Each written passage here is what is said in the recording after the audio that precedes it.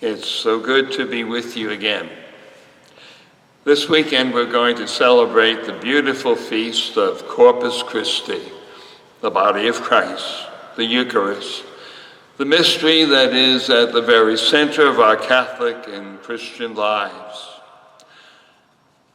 Funny, isn't it, that God would have chosen a simple meal to be the center of our lives. Every time we turn around, it seems like we're thinking about what we're going to eat, what we had for breakfast, what we're going to have for lunch or dinner. We know we need to eat to live. We are what we eat, they keep telling us. But we know there's something besides us taking in so many carbohydrates and minerals and vitamins, something much more to eating in a meal. We know whenever we gather as family, immediately think of what will we have together, what will we eat? Or if we have an alumni meeting or a gathering of friends of any kind, always the meal. Even business people often want to seal the deal with a little lunch. Sometimes we've even been in the unfortunate situation of having to eat a meal and knowing someone there is destroying our reputation, talking behind our back. We feel very uncomfortable with it. There's always that social aspect to a meal, even on just a purely human level.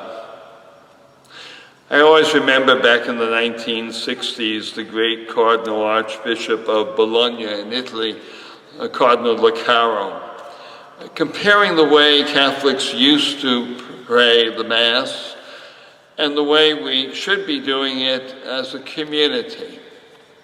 He compared it to the way people sometimes eat in a restaurant.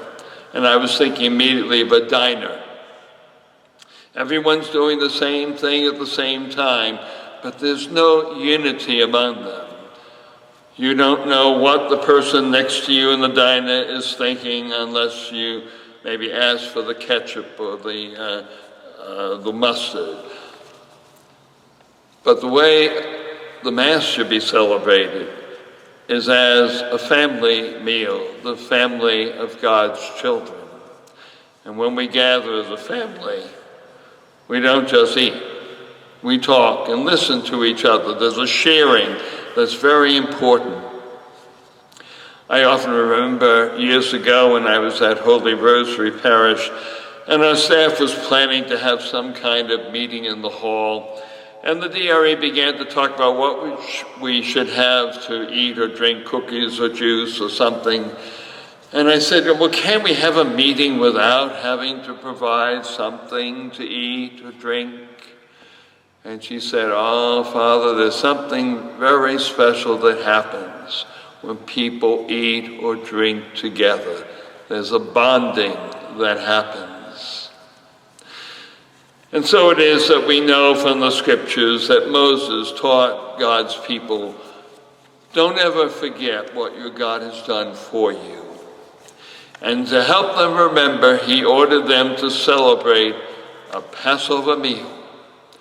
And during that meal, they would remember and retell the story of how God delivered them from slavery in Egypt to the land of promise, how he made them his own people. How fortunate that Jesus Christ took the last Passover meal of the Old Covenant in the Last Supper and turned it into the first Passover meal of the New Covenant, the eternal covenant. And he used almost the exact same words that Moses had used to command Israel. He said, do this in memory of me. And from the earliest days, our people have realized that when we celebrate this wonderful meal, this sacred memorial meal, something very powerful is happening. We are being lifted up out of our ordinary lives, ordinary times, into God's eternal now.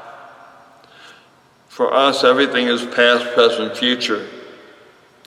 But we know in God there is only now. And we know from the scriptures and the letter to the Hebrews tells us that Jesus, our great high priest, has entered into the heavens, offering himself to the Father in obedient love. And he does that forever. The sacrifice of the cross and resurrection isn't just something that happened long ago, 2,000 years ago in Palestine.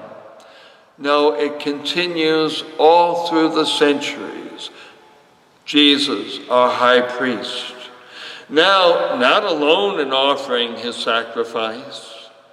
On the cross, there was only Mary and St. John and St. Mary Magdalene, representing all of us, disciples and sinners.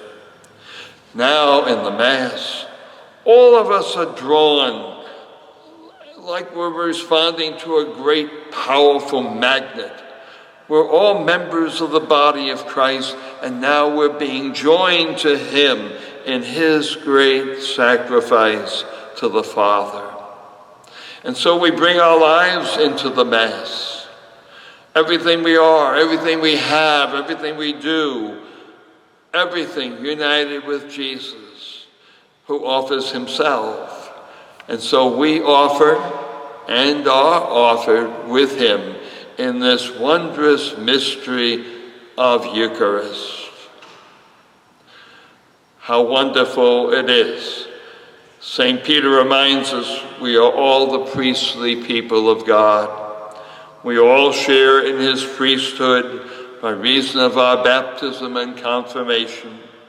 And yes, we are victims with Christ, being offered with him in this wondrous mystery of the Eucharist.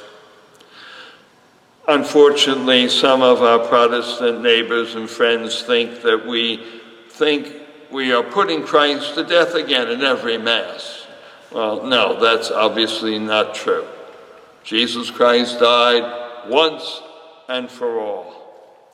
But in the Eucharist, we are drawn into that timeless sacrifice, that wondrous mystery that is at the heart of our Catholic lives.